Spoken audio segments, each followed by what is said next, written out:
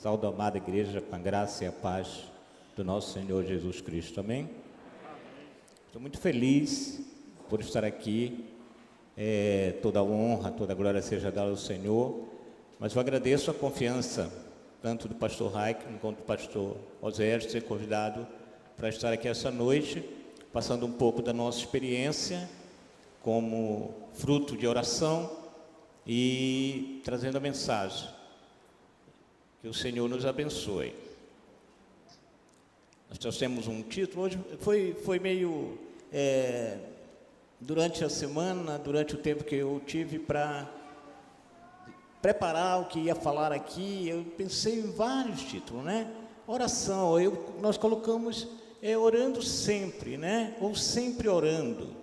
Eu fiquei pensando, porque tem vários conceitos, princípios que se usam, né? A oração é ferramenta, a oração é fundamento, a oração é tudo, mas eu entendo que é a única maneira que nós podemos se achegar ao Senhor e saber o quanto Ele é bom e que a sua misericórdia dura para sempre. O pastor Oséias falou um pouquinho da minha vida, um pouquinho da minha experiência como oração. Eu não sei quanto tempo você ora por alguma coisa, mas quando eu cheguei aqui com a finalidade de tirar minha vida, minha mãe orava por mim há 17 anos. Você ora por alguém há 17 anos? Não perca a esperança. O Senhor é bom. E agora, dia 4 de novembro, eu vou completar 17 anos que a minha mãe orava por mim. Então são 34 anos. O resultado você pode ver durante esses 34 anos que se passaram do dia que a minha mãe decidiu orar por mim. Ela se sentiria muito feliz em estar aqui, mas ela está com 80 anos, tem Alzheimer e não pôde estar comigo hoje. Mas ela acompanhou minha vida, orou quando todos disseram que não tinha jeito. Ela estava aqui no dia da minha conversão e estava aqui também para me entregar meu certificado de batismo que o pastor Elias Teodoro me batizou aqui nessa igreja. E foi uma experiência que, ao longo desses 34 anos, 17 que ela orou, e 17 que ela ora depois, e agora com o ministério, tem sido nosso dia a dia, oração. Porque só assim nós nos aproximamos do Senhor e entendemos que Ele está em nós. Então a oração, ela vai falar diretamente com Deus. Escolhi um texto, não para trabalhar ele, mas para fazer essa introdução. Você é fruto de oração? Sim ou não? Meio tímido, né? O seu tremendo não é do ar-condicionado, não, é nervoso. Mas eu tenho um texto que fala sobre eu e você, há mais de 2000 anos atrás. Vamos abrir a Bíblia em João 17, capítulo 17, versículo 20.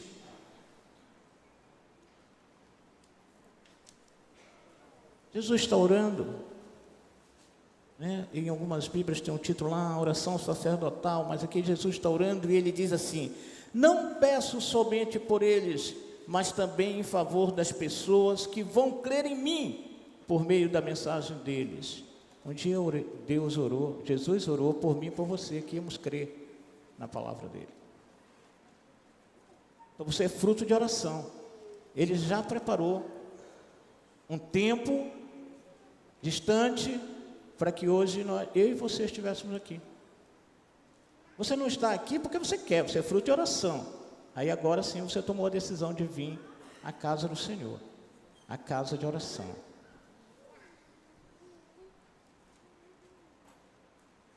Agora sim, eu gostaria que os irmãos abrissem suas Bíblias no texto que nós gostaríamos de passar um tempo para falar dele. Se encontra em Tiago, capítulo 5, a partir do versículo 13. O livro de Tiago é um livro pequeno, mas Tiago lá os teólogos dizem que eles nem queriam deixar Tiago entrar no livro, mas graças a Deus ele está aqui. E a sua mensagem ela é muito direta. É uma mensagem de prática, uma mensagem que fala diretamente a mim e a você. Eu gostaria que você tivesse com a sua Bíblia aberta, e eu vou fazer a leitura segundo a versão que eu tenho em mãos. Não é normalmente a versão que eu uso, mas é a que dá para me ler hoje. Segunda versão que eu tenho em mãos diz assim, a partir do 13, tá? Se algum de vocês está sofrendo, ore. Se alguém está contente, cante hinos de agradecimento. Se algum de vocês estiver doente, que chame os presbíteros da igreja para que façam oração e ponham azeite na cabeça dessa pessoa em nome do Senhor. Essa oração é feita com fé. Essa oração feita com fé salvará a pessoa doente. O Senhor lhe dará saúde e perdoará os pecados de que tiver cometido. Portanto, confesse os seus pecados uns aos outros e faça oração um pelos outros, para que vocês sejam curados. A oração de uma pessoa obediente a Deus tem muito poder. O profeta Elias, um ser humano como nós, ele orou com fervor para que não chovesse durante 3 anos e meio, e não choveu sobre a terra. Depois orou outra vez, e então choveu, e a terra deu a sua colheita. Amém? Vamos orar mais uma vez? Pai querido, muito obrigado, porque estamos diante da Tua palavra, que é soberana, que é o suficiente para nossas vidas.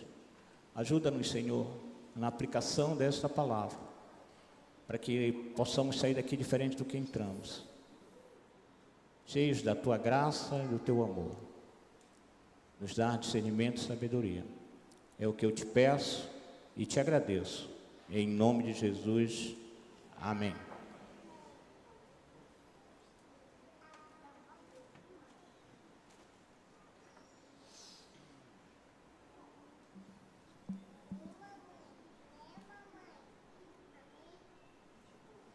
Penso nessa oração como minha mãe pensou, talvez, sobre a perspectiva adequada para orar. Porque orar por orar não vai valer a pena. Qual a sua perspectiva nesta noite? Você está adequando a sua oração, o que você quer falar com Deus e quer ouvir de Deus? É interessante pensar. Durante algum tempo, claro, todos nós, né? A gente não quer orar. A gente não quer orar porque tem uma agenda. Eu preciso acordar às 6 da manhã, eu preciso dormir às 10 da noite. Mas quem quer ter intimidade, quem quer se aproximar de Deus, precisa orar. Então vai ter que tomar a atitude de mudar sua agenda. Ou você vai acordar mais cedo, ou vai dormir mais tarde. Essa é a perspectiva para quem quer estar próximo do Senhor, ouvindo a resposta do Senhor. Não é para você falar. Imagina você chegar no gabinete de alguém e dizer, eu quero tal coisa, e fechar a porta. Você não vai ouvir a resposta. Então, para que você ouça a resposta de Deus, você precisa ter tempo com Ele. Intimidade. Intimidade com o Senhor. O pastor falou, nós estamos numa congregação há 7 anos. E ali nós passamos algumas dificuldades. Quando chegamos era num lugar emprestado, uma sala pequena, depois alugamos um outro prédio, e quando nós alugamos o prédio, depois de 1 ano, que já estava tudo pronto, muito rapidamente o dono olhou e disse, olha, não quero mais alugar, nós queremos vender. Nós tínhamos um valor pequeno, que não dava para adquirir um prédio, a comunidade lá é bem difícil, e aí, rapidamente, né, nós precisávamos arrumar um lugar. E nós decidimos na igreja que nós tínhamos 3 meses para isso, né, que era a lei lá do inquilinato. Então, vamos orar 100 dias de joelho, para que Deus nos mostre um terreno, para que nós possamos comprar esse terreno E daí construiu uma congregação, né? E nós vamos fazer isso todos os dias. Todos os dias nós vamos abrir a igreja às 19 horas e vamos nos ajoelhar e vamos orar. O resultado dessa oração, todos os dias nós estávamos lá, 19 horas nós começamos e estávamos juntos e orávamos para que o Senhor nos mostrasse um lugar, um terreno que nós pudéssemos comprar ali. O resultado disso tudo é que nós criamos intimidade com Deus e com os irmãos. Nós passamos a conhecer mais a necessidade do irmão, nós passamos a conhecer quem podia, quem não podia, o que estava acontecendo, quem tinha fé, quem não tinha, quem eram os irmãos pontual, quem eram aqueles que iam todo dia.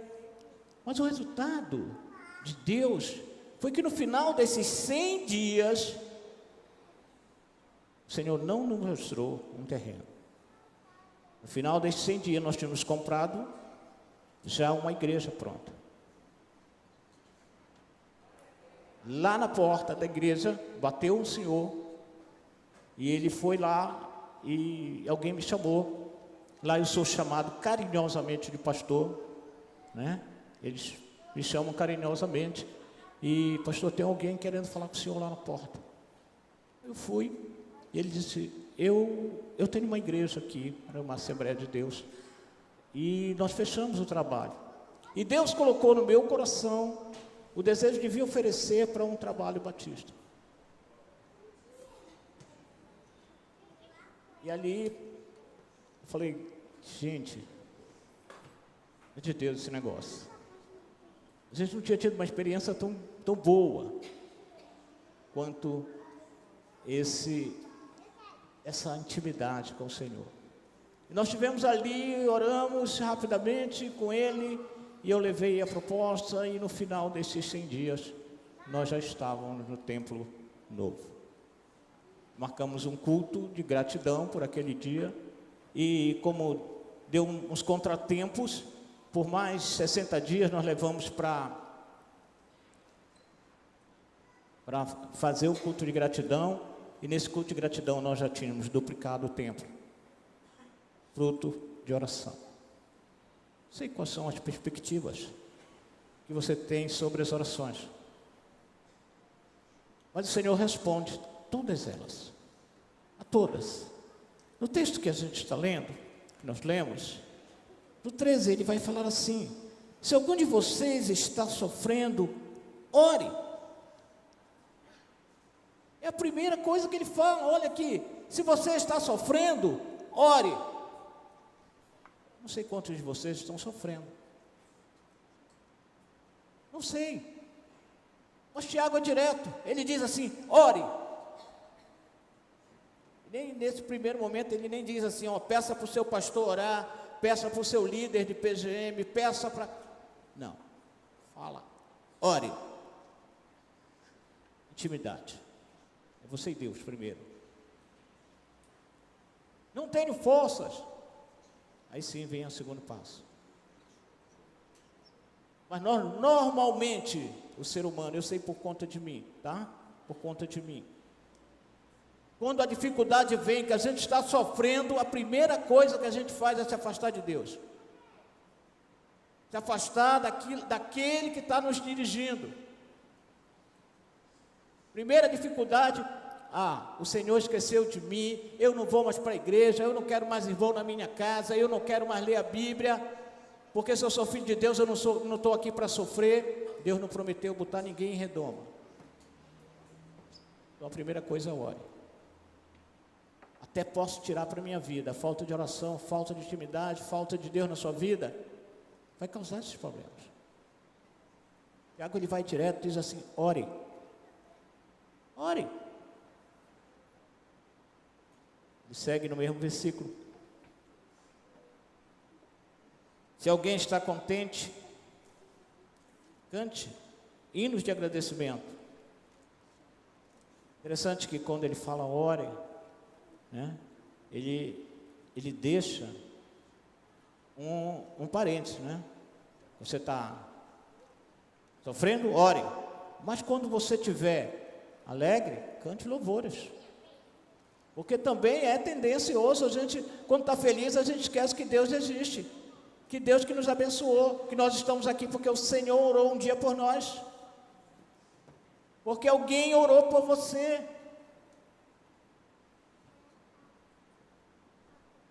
Eu fico, dia 4 de novembro vai fazer 17 anos que eu aceitei Jesus. E até hoje, eu encontro com pessoas que me conheceram antes, e quando sabem que hoje eu sirvo ao Senhor, um Deus vivo, eles dizem assim: ai, você não sabe quanto eu orei pela sua vida. E não sabia que tinha acontecido isso. Então, algo que não pode faltar na minha vida é oração. Não pode faltar na sua vida oração. Direta. Senhor, está doendo. Não há pecado nenhum. Senhor, está doendo. Senhor, eu estou travado. Meu relacionamento está acabado. Eu não tenho porta de emprego.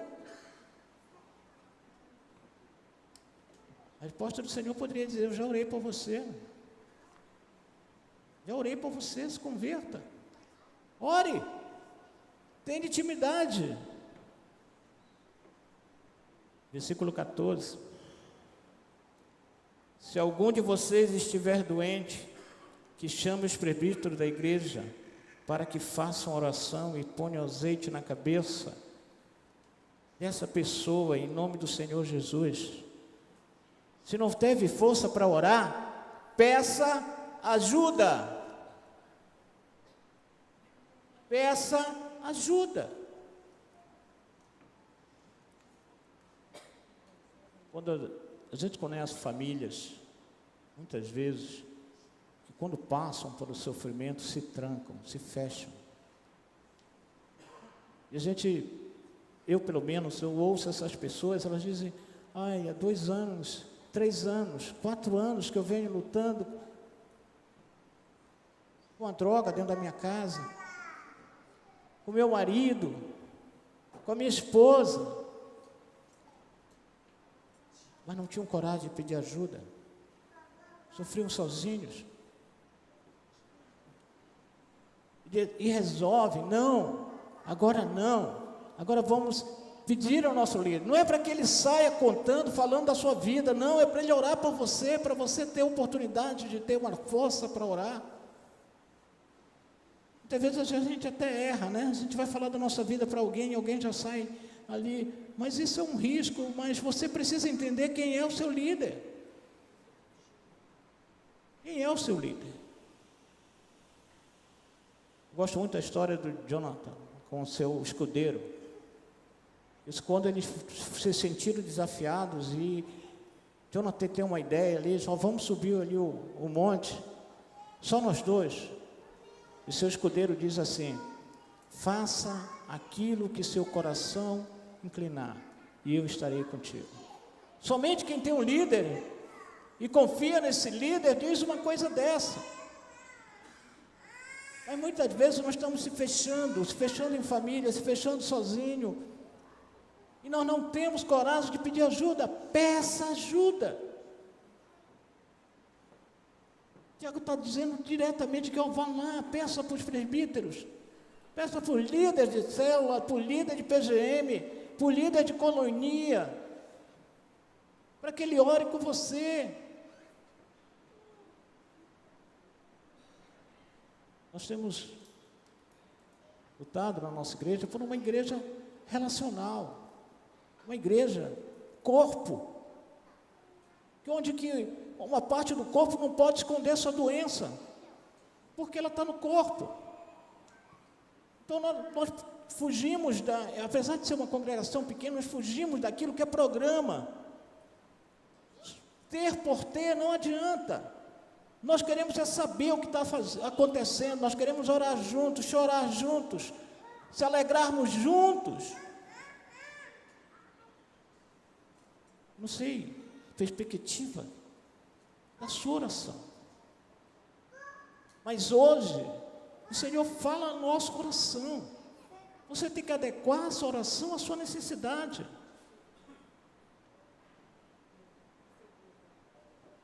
Segue. Quando fala em azeite, quando fala em óleo aqui, aquilo culturalmente, né? Naquela época, quando se falava isso, eles usavam realmente óleo como remédio, mas também tinha a característica de unção. Eles ungiam o rei, eles ungiam o sacerdote, profetas, eles ungiam.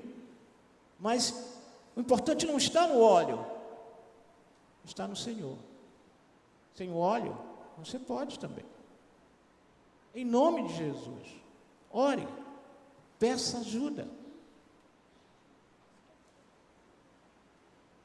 Versículo 16. Portanto, confesse os seus pecados uns aos outros e faça oração um pelos outros, para que vocês sejam curados. Aquilo que eu falei, não é para a gente estar fazendo fuxico, nem contar a vida do outro, é para que eu possa orar por você, você por mim, e nós sermos curados. Nós temos, a gente percebe, né, que na igreja, infelizmente, acontece que você conhece todo mundo pela nuca, né? Você senta atrás de alguém e você conhece a nuca daquela pessoa, somente isso. Você encontra no shopping e você sabe que aquela pessoa é aquela pessoa que sentou na sua frente pela nuca. Os cabelos às vezes estão caindo, às vezes estão mais brancos, às vezes, né? É só por isso que você conhece. Você não senta do lado, não pergunta, irmão, posso orar por você? Irmão, tem algo que eu possa fazer por você? Você não faz. E não só na igreja, no seu trabalho, na sua escola, no seu relacionamento diário. Há algum tempo eu mudei meu hábito, e quando eu saio da minha casa pela manhã, há um senhor que todos os dias está com o seu cachorrinho lá na esquina. Eu já percebi que ele me espera, ele só vai para a casa dele com o cachorrinho quando eu passo. Uma oportunidade de oração. Já orei por ele, já ofereci oração na casa dele. Na primeira esquina, há um senhor que fabrica móveis. E eu também já percebi que ele espera que eu passe. Orando. Estou orando por ele. Mas um quarteirão depois, tem duas irmãs que estão ali, né, já esperando que eu abençoe o seu comércio. E eu não perco a oportunidade. Oro com elas. Senhor, abençoe esse lugar, as pessoas que aqui entrarem. Pouco mais, chego no meu trabalho.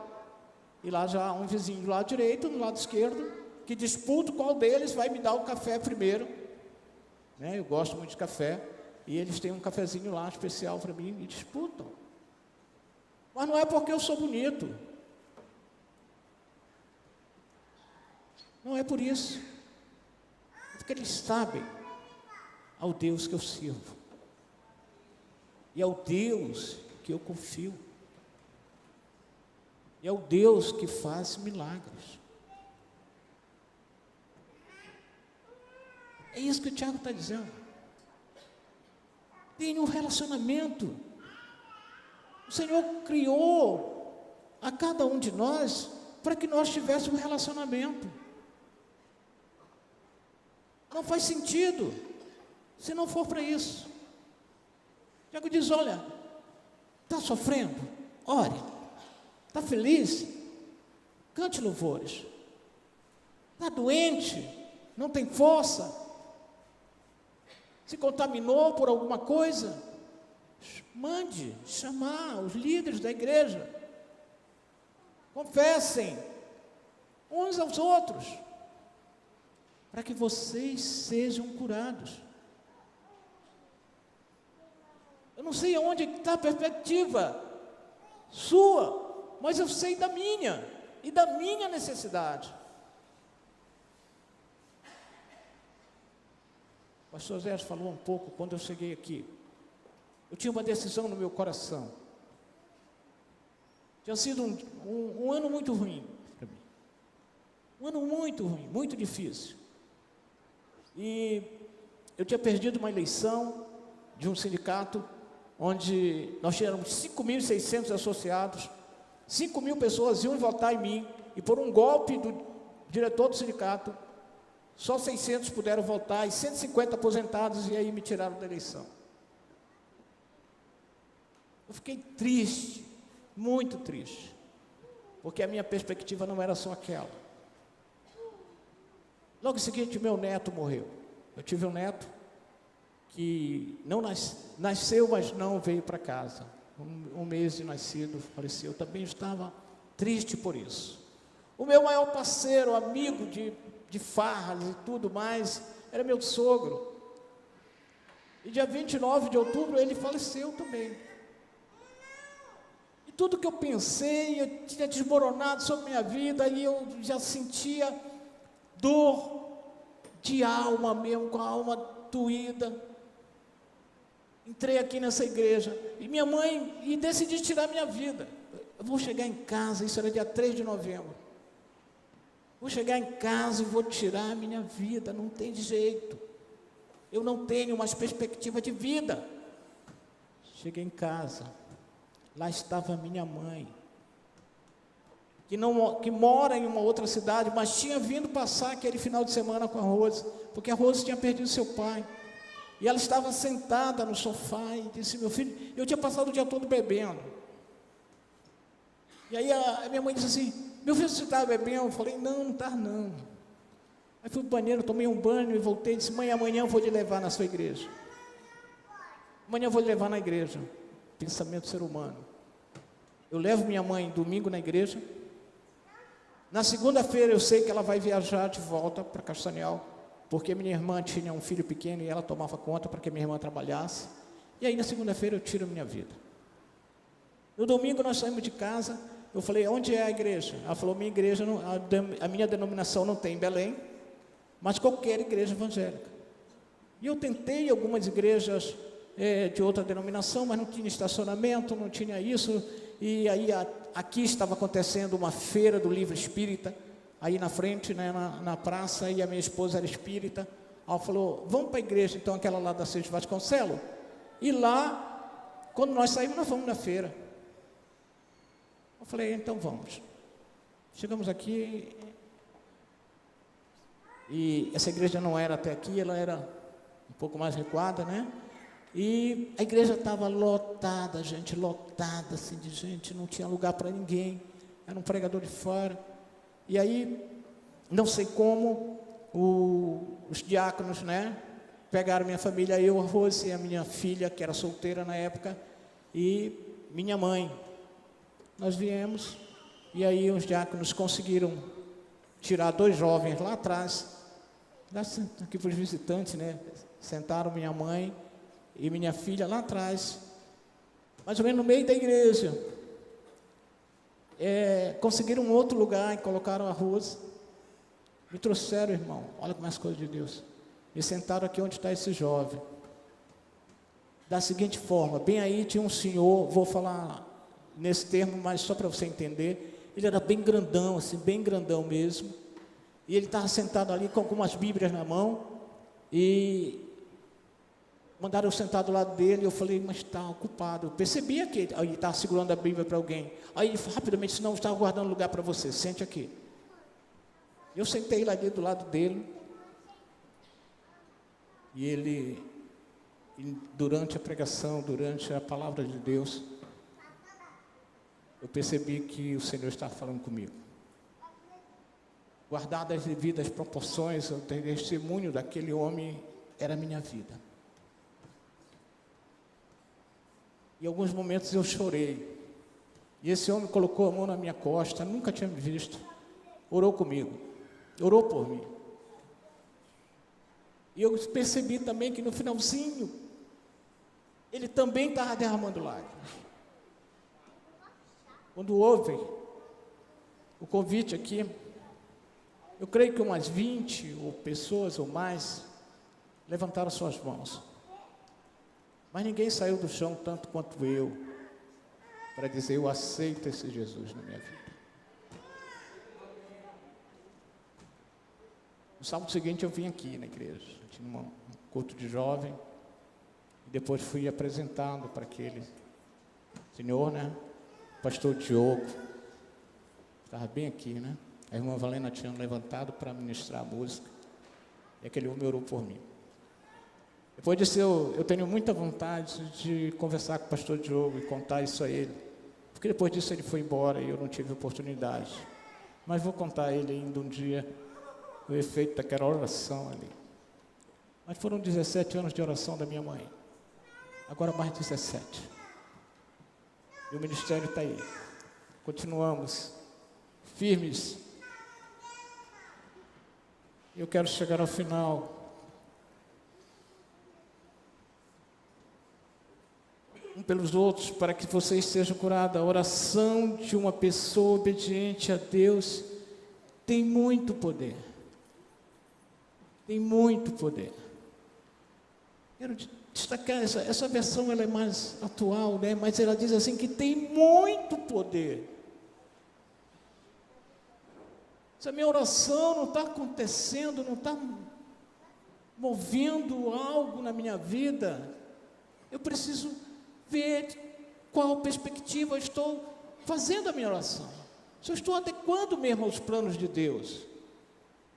Porque a vontade dele é perfeita, é boa.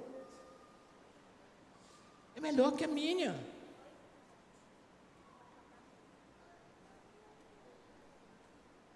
Final 17 vai falar assim, ó. O profeta Elias era um ser humano como nós. Era um ser humano como eu, como você, como minha mãe. Como os líderes dessa igreja que têm orado. Pessoa simples. Aliás, a Bíblia diz que Elias era de Tisbé. Se você procurar no mapa, nem lá está. Ficava um lugarzinho ali pelo meio das cordilheiras. Nem no mapa estava o lugar que era Elias. Mas foi um homem que orou. E não foi por qualquer coisa. Foi para parar de chover. Você usaria orar para parar de chover? E depois, orou para chover. E choveu. Era um homem como eu e você. E Tiago relata isso.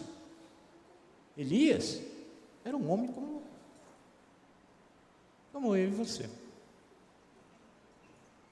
Algo interessante aí no 1 Reis 17, que diz lá que Elias, quando aquela criança morre,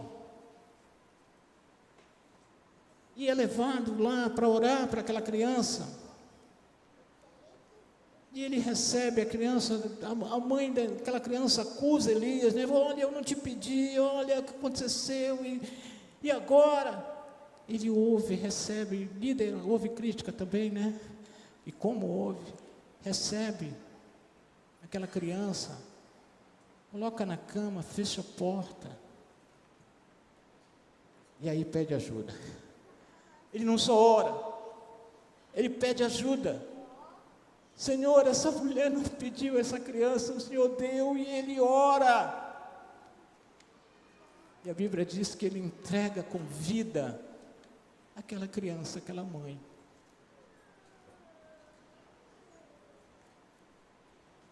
Eu não sei o que está morto no seu coração. Eu sei o que estava morto no meu coração quando eu entrei nessa igreja há 17 anos atrás.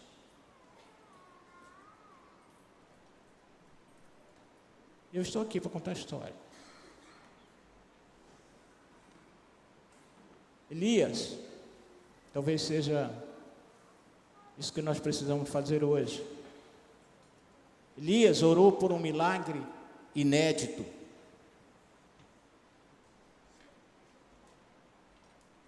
Até então, ninguém tinha orado para alguém ressuscitar. Era um milagre inédito. Qual é o milagre inédito que você precisa na sua vida, irmão? Qual é?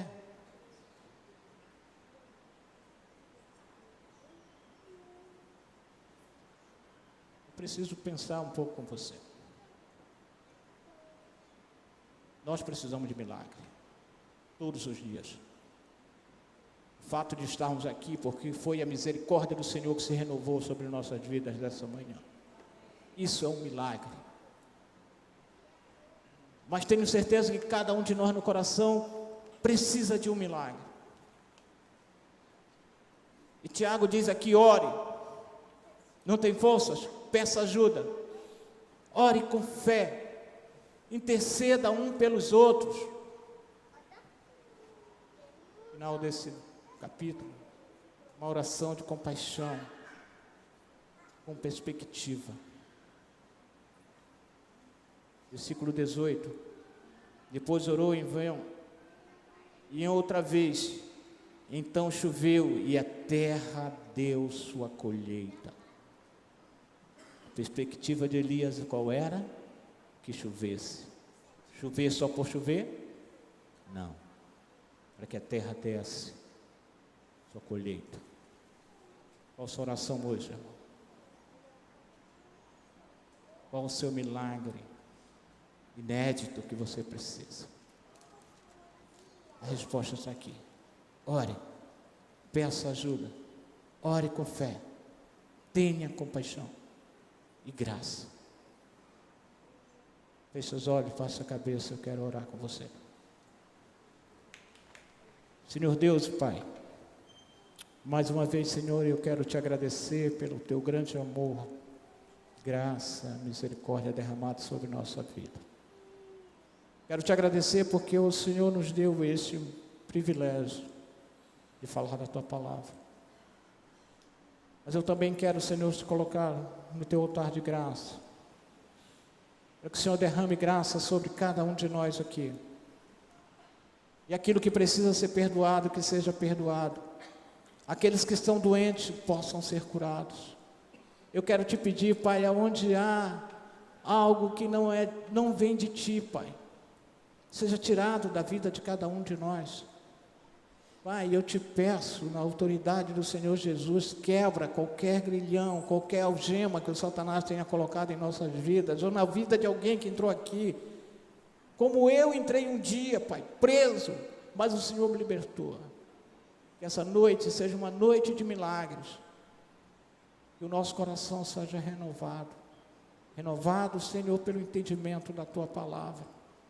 Abençoa esse lugar, continua abençoando. Continua abençoando os alvos de missões, continua abençoando, Senhor, os projetos, os planos dessa igreja. E essa igreja desperte cada vez mais para orar, para pedir ajuda em oração, para falar contigo a cada dia. Essa noite, Pai, o Senhor nos dê o descanso necessário para que possamos viver em oração contigo, Pai. Eu te oro assim, em nome do teu Filho amado Jesus. Amém.